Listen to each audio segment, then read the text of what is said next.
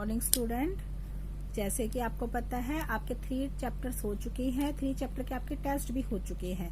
ठीक है, आपके मई तक का सिलेबस था आपके 3 चैप्टर्स में। ठीक है, अब मैंने आपको वीडियो में आपको 4 चैप्टर भी करवा दिया था, लेकिन आपके 4 चैप्टर का टेस्ट नहीं हुआ है।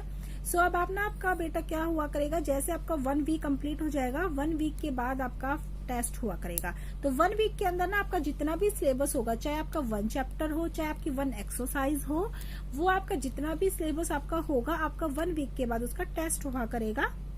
जैसे आपने ऑनलाइन टेस्ट अभी दिए हैं, सेम वही प्रोसेस रहेगा। ओके, तो अब आपने क्या, अब मैंने आपको 4 चैप्टर आपका कंप्लीट करवा चुके हूँ। सारे लिंक आपके पास जा चुके हैं कि आप क्वेश्चन को समझोगे, अपनी कॉपी कंप्लीट करोगे। तो अब मैं आपको है ना इन वीडियोस के अंदर आपको 4 चैप्टर के मैं रिवीजन करवाऊंगी, ताकि आपके माइंड में रहे। काफी टाइम हो गया है तो स्किप हो गया होगा आपका। सो अब मैं आपको इसमें रिवीजन करवा रही हूँ, ताकि जब आप टेस्ट दोगे तो आप वो अच्छे से दे पाओ। ओके, तो क्लास 6 का जो चैप्टर नंबर 4 है, एक्सरसाइज 4.1, वो है आपकी बेसिक ज्योमेट्रिकल आइडियाज। ओके, यानी ज्योमेट्रिकल पोर्शंस क्या होते हैं, जिसमें हम लाइन, रेज, सेगमेंट्स वगैरह पढ़ते हैं, पॉइंट्स पढ़ते हैं, एंगल्स पढ़ते हैं। ओके, आपने किया हुआ है तो आपको बहुत अच्छे से और जल्दी समझ में आ जाएगा। तो इसमें जो एक्सरसाइज 4.1 है, उसके अंदर फर्स्ट क्वेश्चन है आपका, उसमें आपको बोला गया है use the figure to name. ठीक है, यानी इस फिगर, आपको एक ऐसा फिगर दिया हुआ है आपका, तो कहता है इस फिगर को यूज करो और आपने जो हम आपको बोल रहे हैं आप उसके नेम दो। तो फर्स्ट आपसे पूछा गया है बेटा 5 पॉइंट्स, यानी इस फिगर को देख के बताओ कि 5 पॉइंट आपके कौन कौन से हैं। तो पॉइंट ना बेटा देखो, इन बिंदियों को हम डॉट भी बोलते हैं, ये हमारे पॉइंट्स भी होते हैं। तो देखो कौन कौन से हैं हमारे, DEOBC, ये 5 ही है ना। देखो 1 2 3 4 एंड 5, तो आप यहाँ पे लिख देना 5 पॉइंट्स आर OBCDE, है ना। फिर आपसे पूछा गया सेकंड में ए लाइन, लाइन कौन सी है। ठीक है, लाइन ना देखो बेटा, एक लाइन तो हमारी क्या हो गई, ये होगी, एक यहाँ खत्म है, फिर यहाँ से शुरू है, 2, फिर एक यहाँ है और फिर एक यहाँ है, तो हमने वो लाइन ही लिखनी है। तो देखो ये लाइन कहाँ कहाँ है, जहां जहां हमारी डॉट है। देखो एक लाइन DE बन रहा है ना, एक DB, ये पूरी एक लाइन बन रही है, DB वाली बन रही है ना, है कि नहीं। एक हमारी बन रही है OE, क्योंकि इस लाइन पे बहुत सारे हमारे पॉइंट्स बने हुए हैं, तो हम इस पॉइंट्स की लाइनों को अलग अलग लिख रहे हैं। DO, DB, ठीक है, OE और OB। ठीक है, क्योंकि देखो इसी लाइन के ऊपर हमारे पॉइंट्स हैं, और इस लाइन के ऊपर जो पॉइंट्स है वो हमने इसमें बोला गया है ए लाइन, एक लाइन।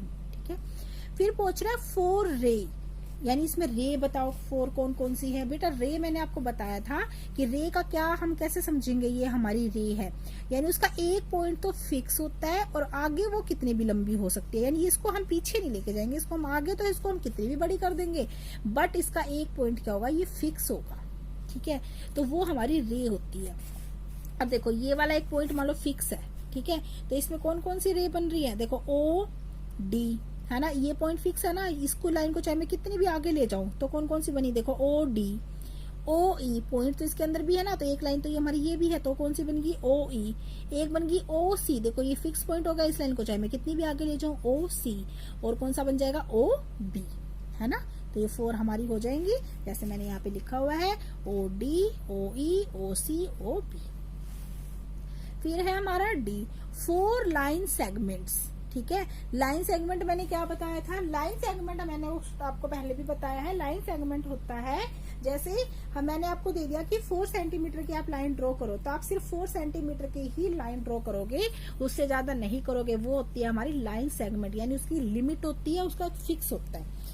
तो देखो इसमें कौन कौन सी है, देखो DE, इसको आगे पीछे हम और बड़ा नहीं कर सकते, OE इसको भी नहीं कर सकते, ठीक है, OC इसको नहीं कर सकते, इसको दिया हुआ है जैसे हमें ये फिगर, OB ये वाला, ठीक है, और OD एक ये वाली लाइन। ठीक है, तो आप फिगर देख के आप बहुत अच्छे से बता दोगे कि कौन सी लाइनें हैं और कौन सी नहीं है। क्लियर।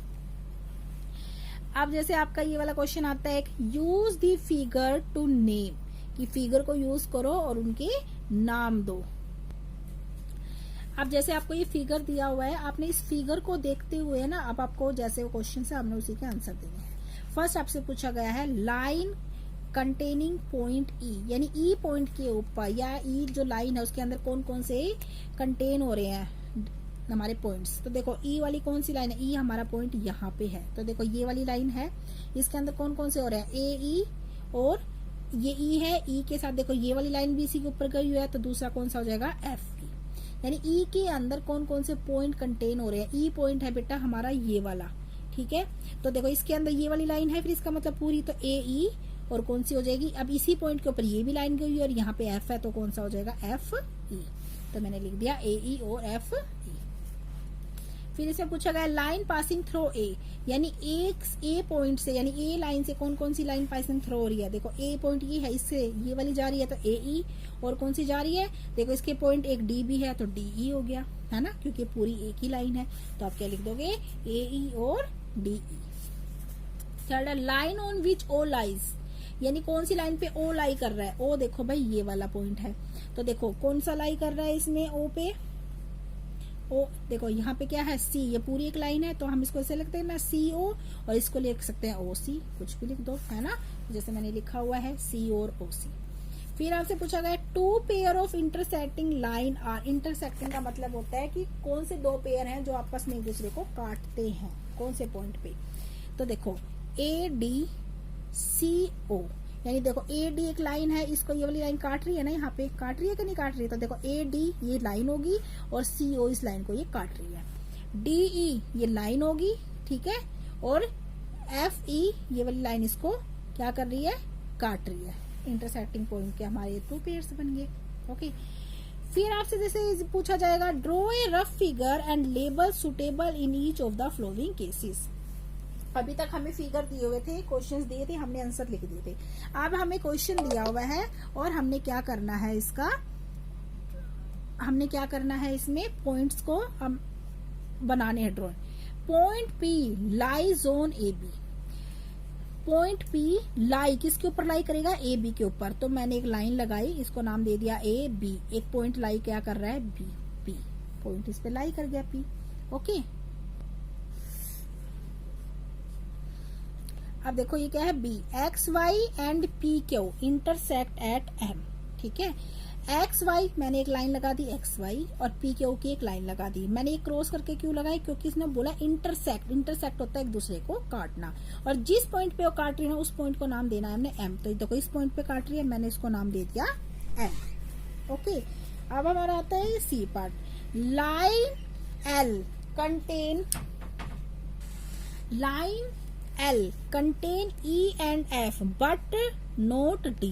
कहता है एक लाइन एल है, मान लो मैंने एक लाइन लगा दी और इसको नाम दे दिया मैंने एल, ठीक है।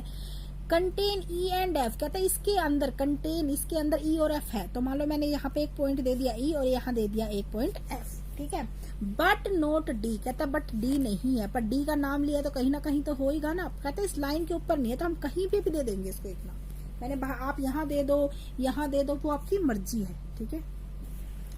जैसे अगला पूछा गया OP and O Q meet at O, कहता है OP and O Q line है और वो एक ओ पॉइंट पे लाइज करती है, ओ पॉइंट पे मिलती है एक दूसरे से। तो देखो मान लो मैं इसको एक लाइन ये होगी, एक लाइन ये होगी, ठीक है। तो जैसे ओ मैं नाम दे दूंगी यहाँ पे, क्योंकि ये इसी पॉइंट पे आके मिल रही है ना। तो मान लो मैंने इसको पी दे दिया, इसको क्यू दे दिया, देखो ये ओपी हो गया, ये ओपी हो गया, और इस ओ के ऊपर ये दोनों एक दूसरे से मिल रही है। आया ना समझ में।